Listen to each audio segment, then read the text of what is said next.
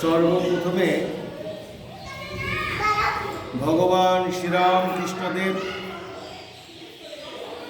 অবতার পুরুষ, জ্ঞান পুরুষ, বেদ পুরুষ, সেই মানুষটাকে আমার অভিনন্দিত প্রণাম জানিয়ে পরমারাধ্যা শ্রীরামকৃষ্ণ সঙ্গিনী তাকে আমার অভিনন্দিত প্রণাম জানিয়ে যুগাচার্য স্বামী বিবেকানন্দজিকে আমার ভক্তিপূর্ণ প্রণাম জানিয়ে আজ আমরা এই সন্ধ্যা প্রাক্কালে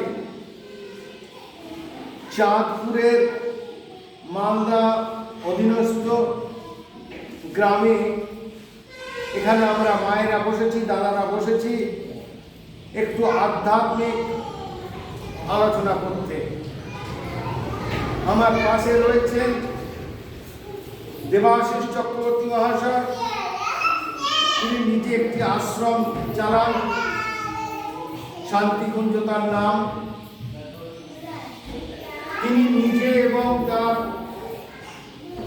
যে আশ্রমের প্রতিটি বাচ্চা, ট্রাইবাল বাচ্চা, আদিবাসী বাচ্চা যারা রয়েছে, শান্তির যেন একটা প্রলেপ, একটা আচ্ছাদন যেন আমরা তার মধ্যে দেখতে পাই, সেই মানুষটি আমার কাছে রয়েছে। আমার কাছে অনেক মায়েরা আছেন। এই দেবাশিস বাবুর একটা খুব ভালো প্রশ্ন আমাকে করেছেন।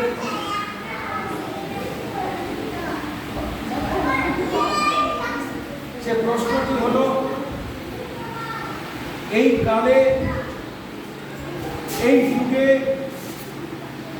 ভগবান শ্রীরামকৃষ্ণদেব অবতার পুরুষ, তিনি এসেছিলেন, তিনি আজও আছেন সেই দক্ষিণেশ্বরে। সারা বিশ্বব্যাপী তার ব্যাপ্তি, তার ভাব। স্বামী বিবেকানন্দ বলছেন 1500 বছর ধরে চলবে। স্বামী বিবেকানন্দ বলেছেন ভগবান শ্রীরামকৃষ্ণ দেবের যে মূল ভাব, আমরা তাই এখনো 200 বছর হয়নি, মাত্র 190 বছরে আমরা পা দিতে চলেছি ভগবান শ্রীরামকৃষ্ণ দেবের জীবন। তাকে আমরা অনেক কিছু এখনো জানতে পারিনি। আমরা যারা গবেষণা করে চলেছি, সাধু, কিছু গৃহস্থ মানুষ, কিছু শিক্ষিত মানুষ, তারা গবেষণা করে চলেছেন ভগবান শ্রীরামকৃষ্ণদেব সম্পর্কে। তা প্রশ্নটি হলো, ভগবান শ্রীরামকৃষ্ণদেব একজন সাংসারিক মানুষ ছিলেন। উনি বললেন তিনি সবসময় সাদা কাপড় পরতেন, আর মা সবসময় একটা সরু পাড়ের লাল চেরি পরে সাদার উপরে মা পরতেন। এটি কেন? ঠাকুর কেন গেরুয়া পরেননি?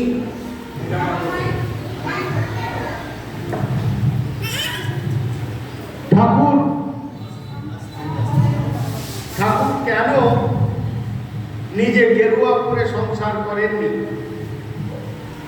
মা কেন রঙিন কাপড় পরেননি? এটি একটি বড় প্রশ্ন দেবাশিস বাবু এবং আমার সমস্ত মায়েরা ও দাদারাও এটি স্বীকার করেছেন এই প্রশ্ন সম্পর্কে। তাই আমি দু চার কথা বলি। ভগবান শ্রীরামকৃষ্ণদেব ছিলেন ত্যাগের বাদশা। ত্যাগ ছিল তার সমস্ত মূলধন।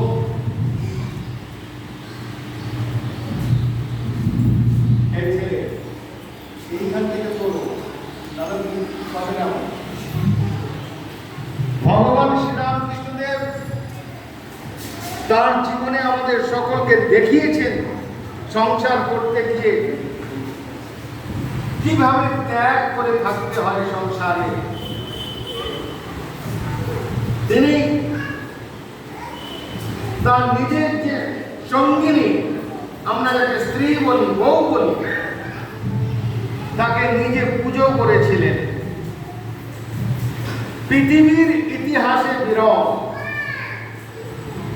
আমরা জানি মেয়েরা অর্থাৎ মায়েরা, আমার বোনেরা,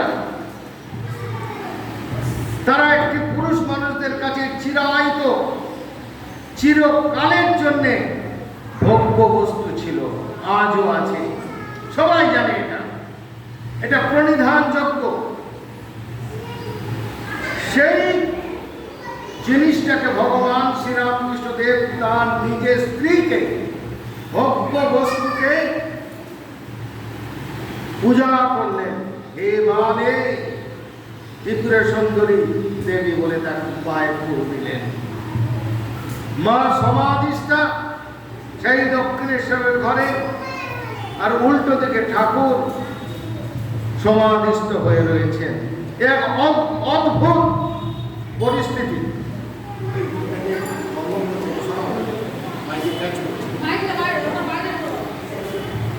তো আমরা দেখি দুজনেই সমাধিস্থ হয়ে আছে।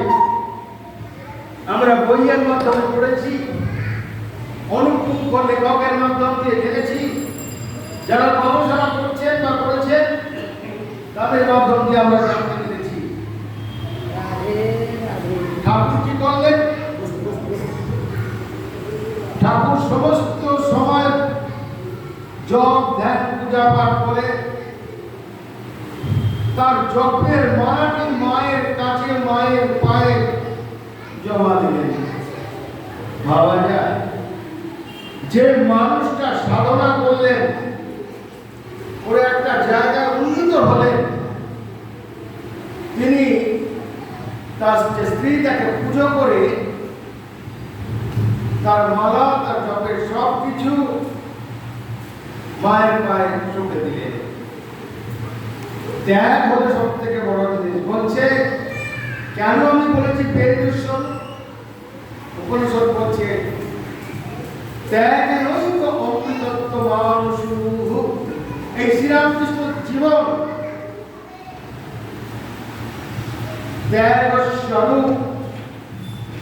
তাই শ্রীরামকৃষ্ণদেব কখনো কোনদিন, যতদিন দক্ষিণেশ্বরে ছিলেন, রামায়ণপুরে ছিলেন, কলকাতার অনেক ভক্তদের বাড়িতে তিনি গেছেন, উনি কলকাতায় নাটক দেখতে গেছেন গিরিশ বাবুর, কোনদিন কোথাও উনি গেরুয়া পরেননি।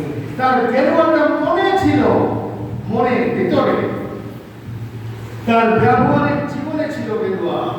ত্যাগ উনি কখনো গেরুয়া করেননি।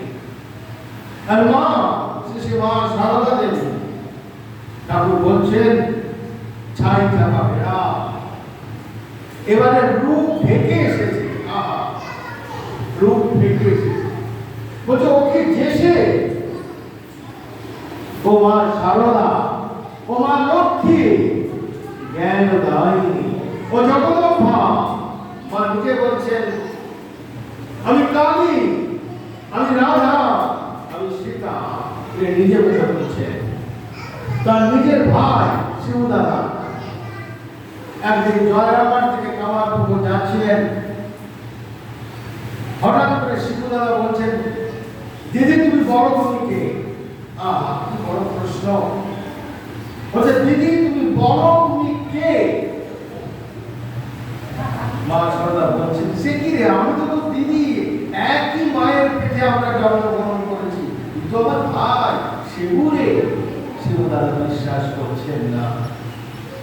তখন বলে আমি বসে রইব, তুমি তাহলে যাও, তুমি তাহলে একাই জয়রামবাটে চলে যাবো, আমি আর যাবো না, আমার পক্ষ থেকেও যাবো না, জয়রামবাটের দিকেও যাবো না, তুমি যাও না, যাও যাও। দিদিকে বলছেন যাও যাও। তখন দিদি দেখছেন শিবদাদা যা ধরেছে, যেভাবে তার আসল পরিচয়টা দিতে হবে। মা বলেন আমি কালী, লোকে বলে আমি কালী। পরিষ্কার মা বলছেন, জয়রামবাটে বলছেন আমি জগদম্বা। জগন্নাথ বলছে আমি স্বয়ং জগদ্ধাত্রী জগদ্ধাত্মা। কিন্তু মা নিজে বলছেন, মা গেছেন দক্ষিণে তীর্থে রামেশ্বরে গিয়ে বলছেন যেমনটি রেখে গিয়েছিল ঠিক তেমনটি আছে। অর্থাৎ রামেশ্বর শ্রী শিবলিঙ্গ বিখ্যাত হচ্ছে যেমনটি রেখে গিয়েছিল ঠিক তেমনটি আছে। বা বলছে এই ঠাকুর আর মা হলেন ডাকাত এপি ওপি। তাই কথাটা হলো শ্রীরামকৃষ্ণদেব এই যুগে এসেছিলেন। কলকাতার মানুষ, পশ্চিমবঙ্গের মানুষ, ভারতবর্ষের মানুষ, সারা বিশ্বের মানুষকে একটা বিশেষ জায়গায় শিক্ষায় দিয়ে, এই যে আমরা বলি সত্যযুগ, ত্রেতা যুগ, দ্বাপর যুগ, কলিযুগ। তিনি বলছেন কলিযুগের এটা শেষ। আমরা জানি না যে কলিযুগের আর কত বছর এইভাবে চলবে। স্বামী বিবেকানন্দ বলছেন ভগবান শ্রীরামকৃষ্ণদেব আসার পর থেকে সত্য যুগের সূচনা হয়ে গেছে। মানে আমরা সবাই সেই সত্য যুগে বাস করছি। এবার আপনার প্রশ্ন হবে, যদি আমরা সত্য যুগে থাকি তাহলে আমাদের এত অশান্তি কেন, এত দুর্যোগ কেন? আমরা মেয়েরা বাড়ি থেকে সন্ধে হলে আমরা বাইরে বেরোতে পারি না কেন? নানান প্রশ্ন। কেন এত অত্যাচার? এই সমস্ত প্রশ্ন থাকবে। কিন্তু স্বামীজি বলছেন তার দৃষ্টিতে ভগবান শ্রীরামকৃষ্ণের আসার পর থেকে সত্য যুগের সূচনা হয়ে গেছে। তাই ভাববেন আপনারা সবাই সেই সত্য যুগে, সেখানে মারপিট নেই, সেখানে দাঙ্গা হাঙ্গামা নেই, কোন রেপ কেস নেই, কোন মেয়েকে গলায় দড়ি দিয়ে ফাঁসিয়ে দিয়ে তাকে গঙ্গায় ভাসিয়ে দেওয়া নেই। আছে শুধু প্রেম, ভালোবাসা, শ্রদ্ধা। তাই স্বামী বিবেকানন্দ বলছেন প্রেম প্রেম এই মাত্র। ঠাকুর বলছেন মানুষ, সমস্ত মানুষদের উদ্দেশ্যে বলছেন মানুষ মানে হুঁশটি রেখে আমাদের চলতে হবে মানুষদের। অর্থাৎ ঠাকুর বলছেন সদা সৎ বিচার করে কোনটি সৎ কোনটি অসৎ এটি বিচার করে চলতে হবে। আর স্বামী বিবেকানন্দ বললেন এসো মানুষ হও, বলছে বি অ্যান্ড মেক। তুমি আগে নিজে তৈরি হও, তোমাকে দেখে অন্য লোকেরা শিখবে। তাই আমরা চাই, আমরা প্রতিটা গ্রামে গ্রামে যেতে চাই। আর স্বামীজি সেখানে গিয়ে আমরা সমস্ত ছেলে মেয়ে, মায়েদের, দাদাদের চেতনার উন্মেষ ঘটাতে চাই। এত বছর, এত দিন আমরা একটা অন্য ভাবে আমাদের জীবনকে চালিত করেছি, অসত্য ভাবে চালিত করেছি। আমি তো দেখছি প্রতিটি মানুষকে কেউ সত্যি কথা বলতে জানে না। আর এই কালে এই যুগে ভগবান শ্রীরামকৃষ্ণদেব বললেন সত্য কথা কলির তপস্যা উনি বলছেন।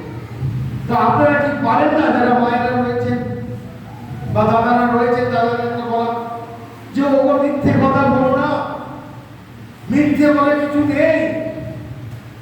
আপনি সত্যিটা বলতে শিখুন। আপনার যে নেক্সট পিঢ়ি, অর্থাৎ আপনার যে নিজের ছেলে মেয়ে, ভাইপো, নাতি নাতনি যারা হচ্ছে, তারা কিন্তু সত্যিটাই শিখবে। আপনি এতদিন ধরে সেই মিথ্যাটাকে সত্য বলে ধরে আছেন, ভুল করেছেন। হ্যাঁ, আপনাকে কেউ বলেনি, চোখে আঙুল দিয়ে বলেনি যে আপনি ভুল পথে চলছেন। আপনি ভাবুন তো সংসার করতে গিয়ে আপনি সারাদিনে যদি 50টা কথা বলেন, 50টা কথাই আপনি মিথ্যে কথা বলেছেন, ভেবে দেখুন। আমি বলছি না, 50টা কথাই আপনি সত্যি কথা বলবেন। আমি তো বলি শুধু অভ্যাস করতে হবে। 7 দিন অভ্যাস করুন, দেখবেন আপনি একটা অন্য জগতে সংসারের মধ্যে কত আনন্দে থাকছে, কত শান্তি পাচ্ছে, কোনো দুঃখ নেই। দুঃখটাকে আমরা টেনে নিয়ে আসি। বুঝতে পেরেছেন? দুঃখ আবার কি, অভাব আবার কি? একটু আগে অভাবের কথা বলছিলেন যে আমাদের ওখানে বাচ্চা বাচ্চা ছেলেরা আসে, অভাবের কথা। আপনি কি জানেন অভাবটা কি? কে বলতে পারে অভাব কি?